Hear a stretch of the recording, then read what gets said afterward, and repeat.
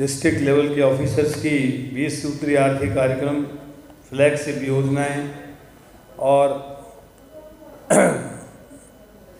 अल्पसंख्यकों से संबंधित 15 पॉइंट जो प्रोग्राम है उसके बारे में विस्तार से चर्चा की और उसकी समीक्षा की। 20 सूत्रीय आर्थिक कार्यक्रम में जिला अधिकांश सूत्रों में ए ग्रेड प्राप्त किए हुए हैं। कुछ सूत्रों में सी ग्रेड मिला हुआ है। उनको जिला स्तर पर जिलाधीश जी 15-15 दिनों में हर पखवाड़े में मीटिंग लेकर उसकी समीक्षा करेंगे और उनको बी अथवा ए ग्रेड में लाने का प्रयत्न करेंगे। कुछ सूत्र ऐसे हैं जैसे वृक्षारोपण और एक दो और सूत्र जिसमें टारगेट ज़्यादा दिए हुए हैं, उन टारगेट्स को दुरुस्त कराने की आवश्यकता है। जैसे प्रधानमंत्री आवास योजना, वृक्षारोपण, इनको दुरुस्त करवाने के बाद में जो है जिला हमारा ए ग्रेड में आ सकेगा। इसके अलावा जो फ्लैगशिप योजनाएं हैं उनमें भी काफ़ी अच्छी प्रोग्रेस है। एक आधे बिंदु को छोड़कर प्राय लक्ष्य से ज़्यादा हमने उपलब्धियां प्राप्त कर रखी है। कोविड को लेकर ज़िले में काफ़ी अच्छा काम हुआ है और आज कोविड के मरीज लगभग शून्य की स्थिति में आ गए हैं। टीकाकरण का कार्य भी लगभग 77% के करीब है और आने वाले समय में कोशिश रहेगी कि टीकाकरण में भी जिला जो है अग्रणी रहे। जहाँ तक गर्मी को देखते हुए पेयजल की आपूर्ति के मामले में जनप्रतिनिधियों ने कुछ मुद्दे उठाए। उसमें ये कहा गया है कि कंटिजेंसी प्लान में प्रत्येक जिलाधीश को 50-50 लाख रुपए की राशि कंटिजेंसी फंड में दी गई है। वो स्वीकृति इनके पास आ चुकी है और उसके माध्यम से कहीं हैंडपम्प खोदना हो तो हैंडपम्प, कहीं पर यदि ट्यूबवेल बनाना हो तो ट्यूबवेल, अथवा कुछ स्थानों पर जहाँ सोर्स नहीं है वहाँ पर टैंकरों के माध्यम से, ट्रकों के माध्यम से पानी की आपूर्ति की जाएगी। इस प्रकार व्यापक प्रबंध पेयजल को लेकर किए गए हैं। नहरबंदी को लेकर भी जनप्रतिनिधियों ने कुछ सुझाव दिए थे, तो इसके संबंध में भी सिंचाई विभाग, जलदाय विभाग, जिला प्रशासन मिलकर के ऐसा प्रबंध करेगा कि नहरबंदी के दौरान लोगों को पेयजल की आपूर्ति में कठिनाई न हो। अब आप कोई प्रश्न पूछना चाहें? सर, जो सुविधा कर्मचारियों का मामला है, कांग्रेस के जो चुनावी वादा था उसके अंदर 2 साल बीत चुके हैं, लेकिन सुविधा कर्मचारियों पर अभी तक कोई बात सामने नहीं, उनको स्थायी किया जाएगा कि नहीं किया जाएगा। कमेटी की रिपोर्ट भी अभी तक पेश नहीं की, जैसा कि हमें पता चला है। क्या कहेंगे इसमें? देखिए, संविदा कमेटी मेरी अध्यक्षता में बनी हुई है। इससे पहले पूर्ववर्ती सरकार ने राजेंद्र सिंह जी राठौड़ की अध्यक्षता में कमेटी बनाई थी। 5 साल तक चली, कोई उसका निस्तारण नहीं हुआ, लेकिन हमारी कमेटी 8 बार मिल चुकी है और अब जो मीटिंग होगी उसमें हम फाइनल रिपोर्ट शीघ्र ही हमारी कैबिनेट को भेज देंगे। उसमें क्या करेंगे क्या नहीं करेंगे ये बताने में असमर्थ हूँ। एक सर, सोलर से बिजली तैयार करने का कोई प्लान है या बिजली लेने का कोई एक्शन प्लान है? देखिए, राजस्थान में सोलर इरेडिएशन विश्व में सर्वाधिक है, देश में तो है ही। हमारे यहाँ 1,42,000 मेगावाट बिजली सोलर एनर्जी के माध्यम से उत्पादित की जा सकती है। हम अगले 3 वर्षों में, हमारा ये लक्ष्य है कि हम 30,000 मेगावाट बिजली सोलर एनर्जी के माध्यम से जनरेट करें। इसके लिए अभी 5,000 मेगावाट का MOU हमने national thermal power corporation NTPC से किया है। सैकी के साथ अभी 5,000 मेगावाट का एक प्रस्ताव हमारे पास विचाराधीन है और आने वाले समय में कई निजी कंपनियां हमारे पास आ रही हैं।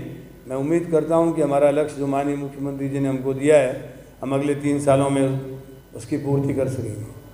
सर, संगरिया अंडरपास का जो मामला है, आपको भी ध्यान होगा 8-9 साल पहले तो शिलान्यास हुआ, आज तक शुरू नहीं हुआ। संगरिया का अंडरपास आज मैंने सबसे पहले समाचार पत्रों में पढ़ा और मीटिंग में भी इसकी चर्चा हुई है। ये मामला जहाँ भी लंबित है उसको हम परस्यू करके कोशिश करके आगे बढ़ाएंगे और चूँकि ये नगर पालिका से संबंधित मामला है, फिर भी राज्य सरकार की तरफ से जो भी सहयोग हो सकता है हम देंगे। सर मेडिकल कॉलेज का शिलान्यास कब तक हो सकता है? मेडिकल कॉलेज हनुमानगढ़ या हनुमानगढ़। उसके बारे में मेरे ख्याल में कलेक्टर साहब ज़्यादा बता पाएंगे। हाँ नहीं, वो सर गवर्नमेंट स्तर से तय होना है। ज़मीन अलॉट हो चुकी है, पोजीशन अपन ने दे दिया है और नक्शे वगैरह फाइनल हो गए। राज्य सरकार के स्तर से तय होगा कि कब शिलान्यास होगा। टेंडर वगैरह और नहीं, टेंडर की जरूरत नहीं है सर, वो गवर्नमेंट ऑफ इंडिया का कॉरपोरेशन है, उसको इसका काम दिया हुआ है। हाँ, तो जैसा अभी जानकारी मिली है उसके अनुसार ज़मीन आवंटित हो चुकी है, नक्शे बन चुके हैं। भारत सरकार के कॉरपोरेशन के माध्यम से इसका काम शुरू होगा। बहुत शीघ्र माननीय मुख्यमंत्री जी से हम आग्रह करेंगे कि वे हनुमानगढ़ और श्री गंगानगर इन दोनों की मेडिकल कॉलेज की आधारशिला रखने के लिए उपयुक्त समय पर पधारें, ताकि इस काम को आगे बढ़ाया जा सके। सर एक हनुमानगढ़ की जनता कह रही है कि कृषि कॉलेज यहाँ खोला जाए, इसको लेके क्या इस बात के बजट में मिल सकता है? ऐसी कोई घोषणा हो सकती है? बजट के बारे में केवल मात्र वित्त मंत्री जी को पता होता है, और मान लीजिए हमको अपने विभाग के बारे में जो हमने बजट उनको प्रस्तुत किया है उसके बारे में भी हम बता नहीं सकते, क्योंकि ये बजट की सैंक्टिटी है। इस बार मैं देख रहा हूँ हर जगह जाते हैं तो बजट में क्या आएगा, ये प्रश्न हमारे सामने पहली बार आ रहा है। मैं 40 वर्ष से मंत्रिमंडल में हूँ, 40 वर्ष पहले भी था, लेकिन ये प्रश्न प्रेस वाले, मैं आपसे कहना चाहता हूँ ये प्रश्न आपको नहीं करना चाहिए। इसलिए नहीं करना चाहिए कि इसमें आपके खिलाफ और मेरे खिलाफ प्रवेश जा सकता है। मतलब सबसे पहले बजट जो है वो विधानसभा में प्रस्तुत किया जाता है। हमारे पास कैबिनेट की मंजूरी के लिए भी आता है ना, तो सील कवर में आता है। और आजकल ये परंपरा हो गई है कि कैबिनेट विधानसभा से जस्ट शुरू होने से पहले उसके जो साइलेंट पॉइंट्स हैं वो हाईलाइट मुख्यमंत्री जी करते हैं और उसके बाद सीधे एक ही मिनट में विधानसभा में चले जाते हैं। सर आप प्रभारी मंत्री हैं, इस जिले की मांग बहुत बड़ी मांग है, इसी लिहाज से हम लोग पूछ रहे हैं कि क्या आप लोग भी इसकी डिमांड करेंगे कि यहाँ पे किसी? देखिए बजट तो एक्चुअली में बन चुका है, अब उसमें उस पिटारे में क्या खुलेगा वो तो उस दिन 24 तारीख को ही पता लगेगा।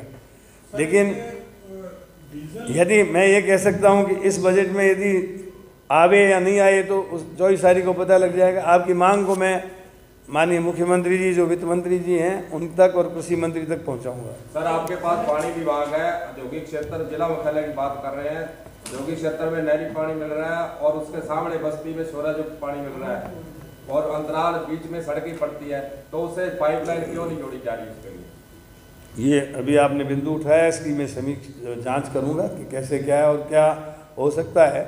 अभी शहरों में भी जल जीवन मिशन की घोषणा हुई है, उसकी जब योजना बनेगी तो उसमें हनुमानगढ़ के वो इलाके जहाँ पेयजल की आपूर्ति नहीं हो रही है उसको सम्मिलित करने का प्रयास करेंगे। हनुमानगढ़ जिले में तेल की कीमतों को लेकर सबसे ज़्यादा तेल हनुमानगढ़ जिले के अंदर महंगा है, पेट्रोल महंगा है, तो उसके लिए राज्य सरकार क्या करती है? राज्य सरकार ने पूरे में 2% वैट की कमी की। इसका इम्पैक्ट इसलिए नहीं आया कि केंद्रीय सरकार ने 33 रुपया पर लीटर एक्साइज ड्यूटी लगा रखी है, उसमें वो कमी नहीं कर रही है। एक minute, let me complete first. तो डीजल और पेट्रोल के ऊपर जब तक एक्साइज ड्यूटी में कमी नहीं होगी, और अभी नई एक्साइज का जो सेस लगाया है वो तो बहुत खतरनाक है, उसका पैसा तो स्टेट को भी मिलने वाला नहीं तो आज एक्साइज ड्यूटी में भी एक निश्चित हिस्सा स्टेट को मिलता है, लेकिन अब जो सेस लगाया है ये केवल पैसा भारत सरकार को ही मिलेगा। तो ऐसी परिस्थिति में भारत सरकार को चाहिए कि एक्साइज ड्यूटी 33 रुपये पर लीटर बहुत ज़्यादा है, इसको कम करना चाहिए। हमने 2% वैट कम किया है, इससे 1000 करोड़ की आय का नुकसान होगा राजस्थान को। और आपके यहाँ जो 2 या 3 रुपये 3.5 रुपये तक की जो अभिवृद्धि है वो ट्रांसपोर्टेशन कॉस्ट के कारण है। हमारी ये कोशिश रहेगी कि आपको बठिंडा से अथवा आसपास से यदि डीजल और पेट्रोल मिल जाए तो आपका डीजल और पेट्रोल पर लीटर लगभग 2.5 से 3-3.5 रुपये तक सस्ता मिल सकता है। उसके कारण से ट्रांसपोर्टेशन कॉस्ट वहाँ बिल्कुल एक तरह से नेग्लिजिबल है। दूसरी बात ये है कि वहाँ पर रिफाइनरी है, उसके कारण भी फर्क पड़ा है।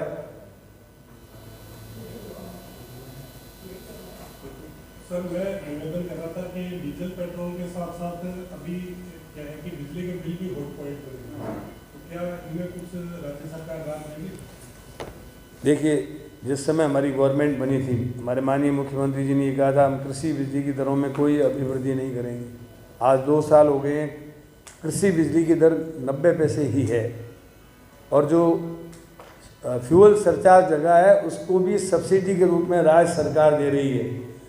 70% हमारे कंज्यूमर आप जानते हैं कि किसान हैं। हम चाहे 10 रुपये में बिजली खरीदें, 12 रुपये में खरीदें या कितनी महंगी खरीदें, किसान को हम 90 पैसे में बिजली दे रहे हैं।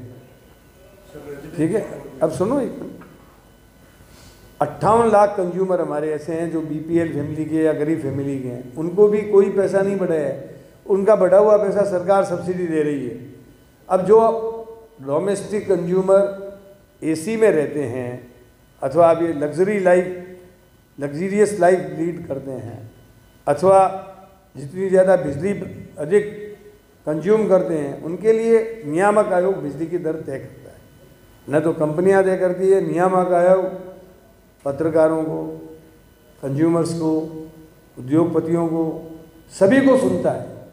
डिस्कॉम के आय व्यय का पता लगाता है, उसके बाद जो दर तय करता है वो दर हम कंज्यूमर से वसूल करते हैं। तो जो लग्जीरियस लाइफ लीड कर रहे हैं उनके लिए फ्यूल चार्ज वगैरह, आप जानते हो कोयला महंगा हो गया, रेल भाड़ा महंगा हो गया, तो वो कहाँ से लाएंगे? अभी कोयला ही नहीं खरीद पाएंगे तो हम बिजली आपको देंगे कैसे? तो ऐसी परिस्थिति में जो नियामक आयोग दर तय करता है वो दर हम लगाते हैं। सर, नशे की बात करें तो हनुमानगढ़ के अंदर जो अटकर शराब है उसका नशा बढ़ रहा है ज़्यादा, और पुलिस आबकारी की मिली वक्त भी इसमें मिल रही है। 5000 की बंदी पर हो रहा है, मीडिया के अंदर खबर, क्या कहेंगे इस पर? देखिए, आबकारी विभाग और पुलिस ये दोनों मिलकर जो हथकढ़ शराब वगैरह जहाँ भी बनती है उसके ऊपर छापेमारी कर रहा है, और बहुत शीघ्र आपको अच्छे परिणाम सामने आएंगे। मैं समझता हूँ कि जिला प्रशासन, पुलिस प्रशासन और आबकारी विभाग ये मिलकर के इस पर कंट्रोल करेंगे, आप भरोसा रखिए। कलम न्यूज के लिए गुरदेव सिंह सैनी की रिपोर्ट।